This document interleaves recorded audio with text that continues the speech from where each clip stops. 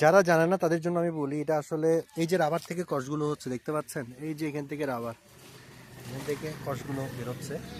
প্রত্যেকটা রাবারের পাশাপাশি কিন্তু এরকম আপনার যে সংগ্রহ করা এই যে কষগুলা দেখতে পাচ্ছেন, এই যে এগুলো একজন ঢেলে দিয়ে চলে গেছে, জানি না কার মানে কেন এমনটা করলো।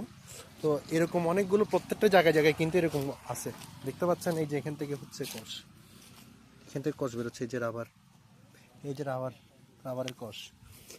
তো যারা আসলে রাবার নিয়ে ব্যবসা করতে চান কিংবা রাবারের তৈরি কোনো কিছু ইয়ে করতে চান, তারা এই জায়গায় খোঁজ নিতে পারেন। আমার এখানে পরিচিত আছে মানিকছড়ি, এটা হচ্ছে খাগড়াছড়ির একটা জায়গা, খাগড়াছড়ির মধ্যে। এই যে দেখতেই পাচ্ছেন কত সুন্দর, যে এখান থেকে এখানে পাত্রটা রাখে, আপনাকে দেখাই, এই যে এখান থেকে জিনিসগুলো তৈরি হয়, দেখছেন কি পরিমাণ, এই যে জিনিসটি এরকম করে থাকে, রাখে তারা, আর এখানে পড়তে থাকে কষগুলো, দেখতেই পাচ্ছেন বেশ সুন্দর। পাতা দিয়ে দেখাই জিনিসটা, কষ রাবার, ঠিক এগুলো থেকে কিন্তু রাবারটা তৈরি হয়।